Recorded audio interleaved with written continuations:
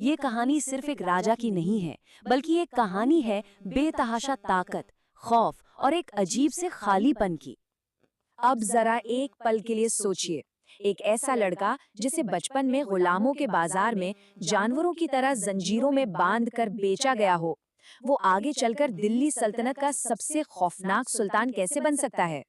मतलब ये कोई आम राजमहल की साजिशों वाली कहानी नहीं है। ये बेइंतहा दर्द और गहरे अपमान की राख से उठकर हिंदुस्तान के तख्त तक पहुंचने की कहानी है। तो हमारी आज की इस कहानी का पहला हिस्सा शुरू होता है इस खौफनाक सफर की शुरुआत से कि आखिर कैसे एक गुलाम दरबार की सीढ़ियां चढ़ा। बलबन के शुरुआती दिनों का ये पूरा वाकया लिटरली रोंगटे खड़े कर देने वाला है। बचपन में उसका नाम बहाउद्दीन हुआ करता था। उसका जन्म तुर्किस्तान के एक बहुत ही सम्मानित इल्बरी तुर्क कबीले में हुआ। वो कोई आम लड़का नहीं बल्कि एक सरदार का बेटा था। लेकिन फिर मंगोलों का एक भयानक हमला होता है और सब कुछ छिन जाता है। उसे बंदी बनाया गया और बगदाद के बाजार में ले जाकर एक गुलाम की तरह बेच दिया गया। भूख, प्यास और न जाने कितने अत्याचार सहने के बाद आखिर में उसे दिल्ली लाया गया और यहाँ सुल्तान इल्तुतमिश ने उसे खरीद लिया। इतिहासकार कहते हैं कि इल्तुतमिश ने इस लड़के की आंखों में एक ऐसी आग देख ली थी जो आम इंसानों में बिल्कुल नहीं होती। खैर, दरबार पहुंच जाना तो बस शुरुआत थी। असली चुनौती तो अब सामने थी, जिसका नाम था चहलगानी। आसान भाषा में समझे तो ये इल्तुतमिश के 40 सबसे वफादार और ताकतवर तुर्क अमीरों का एक एलीट ग्रुप था। दिल्ली सल्तनत की असली चाबी इन्हीं के पास थी और दरबार का माहौल ऐसा था कि वहाँ दोस्त कम और पीठ में छुरा घोंपने वाले ज्यादा थे। लेकिन बलबन ने बहुत ही गजब के सब्र से काम लिया। वो छोटे छोटे काम करता रहा, खामोश रहा और धीरे धीरे इस पावरफुल ग्रुप का हिस्सा बन गया।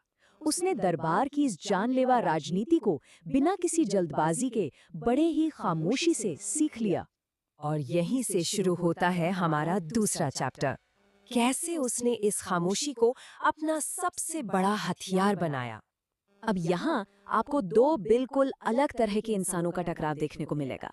एक तरफ थे सुल्तान नासिरुद्दीन महमूद, एकदम शांत, सीधे और धार्मिक इंसान। उनका ज्यादातर वक्त कुरान की नकल लिखने में गुजरता था। राजकाज में उन्हें कोई खास दिलचस्पी नहीं थी। और दूसरी तरफ था हमारा बलबन, जिसे नायब ममलिकत यानी सल्तनत का असली कमांडर बना दिया गया था।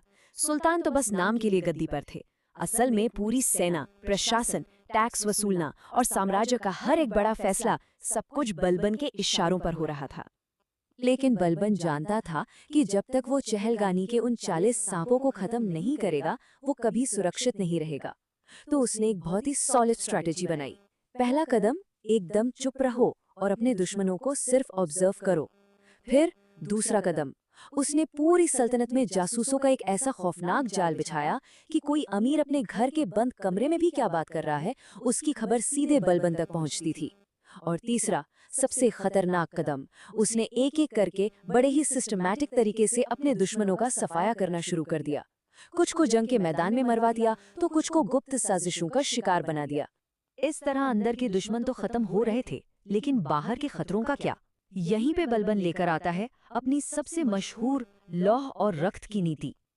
देखिए, उस वक्त दिल्ली सल्तनत की हालत सच में बहुत खराब थी।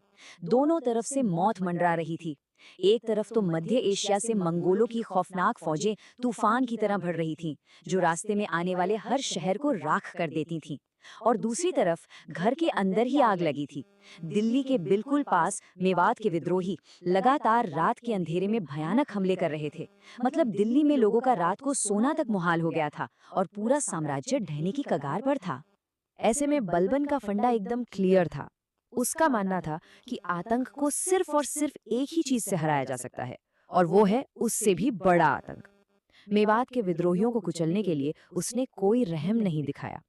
विद्रोही जहां छिपते थे, उसने वो सारे के सारे जंगल ही कटवा दिए। हजारों की संख्या में विद्रोहियों को मौत के घाट उतार दिया गया और उनके पूरे के पूरे गांव जलाकर खाक कर दिए गए। ये इतना ब्रूटल था कि इसके बाद आने वाले कई सालों तक किसी ने भी दिल्ली की तरफ आंख उठाकर देखने की हिम्मत नहीं की। और इसी कामयाबी के बाद वक्त आता है बलबन के खौफनाक सुल्तान के रूप में सामने आने का। साल था 1266। ये वो टर्निंग पॉइंट था जब सुल्तान नासिरुद्दीन महमूद की मौत हो जाती है और इसी के साथ बलबन ने हिंदुस्तान के तख्त पर पूरी तरह से अपना कब्जा जमा लिया। अब वो कोई नायब या पर्दे के पीछे से खेलने वाला मोहरा नहीं था, अब वो खुद इस पूरे खेल का बेताज बादशाह था। तख्त पर बैठते ही उसने सबसे पहला काम किया दरबार का पूरा वाइब बदलना। उसने कुछ ऐसे नियम बनाए जो आज हमें पागलपन लग सकते हैं। दरबार में किसी को भी हंसने की या जोर से बात करने की परमिशन नहीं थी। बलबन खुद हमेशा पूरी शाही पोशाक में रहता था, कभी किसी ने उसे बिना ताज के नहीं देखा। और तो और उसने सिजदा यानी घुटनों के बल सुल्तान के सामने झुकना और पायबूस यानी सुल्तान के पैर चूमने जैसी प्रथाएं शुरू करवा दी। इसका मकसद बड़ा सीधा सा था। वो चाहता था कि हर एक अमीर, हर एक दरबारी के दिल में उसके लिए सिर्फ और सिर्फ खौफ और पूरी तरह से अधीनता हो। लेकिन एक बात माननी पड़ेगी, उसका न्याय भी इसी खौफ पर टिका हुआ था। ऐसा नहीं था कि ये नियम सिर्फ कमजोरों के लिए थे। जब बदायूं के एक बहुत ही पावरफुल गवर्नर ने गुस्से में अपने एक नौकर की हत्या कर दी, तो आपको क्या लगता है क्या हुआ? बलबन ने उस गवर्नर को भी सरेआम बहुत ही बेरहमी से सजा दी। उसने ये साफ कर दिया कि कोई भी, चाहे वो कितना ही बड़ा अमीर क्यों ना हो, कानून से ऊपर नहीं है। यहाँ तक कि उसके अपने रिश्तेदार भी उसके नाम से कांपते थे। और इसी खौफ ने असल में उस वक्त सल्तनत से भ्रष्टाचार और जुर्म को काफी हद तक खत्म कर दिया था। तो बाहर से देखने पर यह इंसान अजेय लगता था, लेकिन हर लोहे के इंसान की कोई ना कोई कमजोरी होती है। चलिए उस पर बात करते हैं। अब जरा आप खुद सोचिए, जिस इंसान ने अपनी पूरी जिंदगी अपनी भावनाओं का गला घोट कर बिताई हो, जिसने सिर्फ खौफ और क्रूरता के दम पर अपना राज चलाया हो, ऐसा क्या हुआ होगा कि वो पत्थर दिल इंसान भी अंदर से पूरी तरह चकनाचूर हो गया? ये बात है साल 1285 की। मंगोलों के साथ सरहद पर एक बहुत ही भयानक और खूनी जंग चल रही थी, और इसी जंग में एक तीर आकर सीधा बलबन के सबसे प्यारे बेटे और उसके उत्तराधिकारी मोहम्मद खां को लग गया। मोहम्मद खां वहीं मारा गया। ये वही बेटा था जिसे बलबन ने सालों तक बहुत ही उम्मीदों के साथ अगला सुल्तान बनने के लिए तैयार किया था। और इस खबर ने बलबन को तोड़ कर रख दिया। जिस सुल्तान ने बिना पलक झपकाए हजारों लोगों की जान ली थी, उस इंसान के मुंह से निकला, मेरे बेटे के साथ मेरी जिंदगी की रोशनी भी चली गई।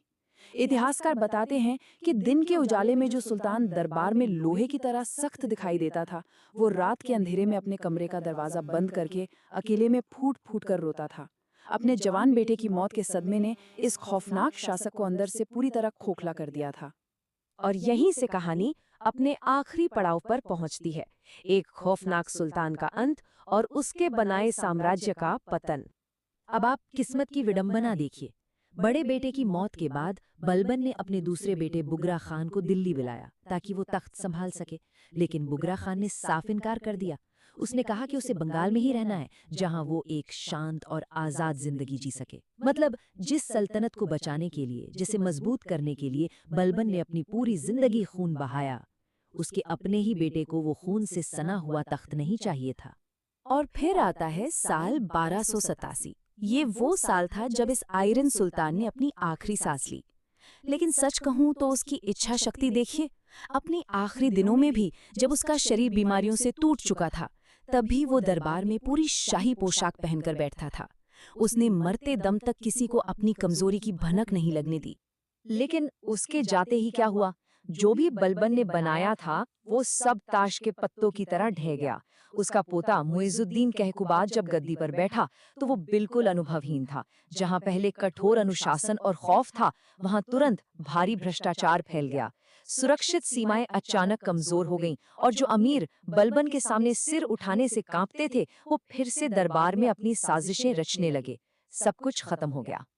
तो आज के इस एक्सप्लेनर को खत्म करने से पहले मैं आपके लिए एक बहुत ही गहरा सवाल छोड़कर जाना चाहता हूँ। अगर कोई भी साम्राज्य या कोई भी व्यवस्था सिर्फ एक इंसान के खौफ पर टिकी हो, तो क्या वो ताकत सच में उस देश को बचा रही होती है, या फिर वो सिर्फ इस बात की गारंटी दे रही होती है कि जिस दिन वो इंसान मरा, उसी दिन सब कुछ बर्बाद हो जाएगा। बलबन ने खौफ से अपनी सल्तनत को कुछ सालों के लिए तो बचा लिया था, लेकिन क्या एब्सोल्यूट पावर की, पूर्ण सत्ता की यही कीमत होती है? इस सवाल पर जरूर सोचिएगा। चलिए, इसी के साथ आज का ये सफर यहीं खत्म करते हैं।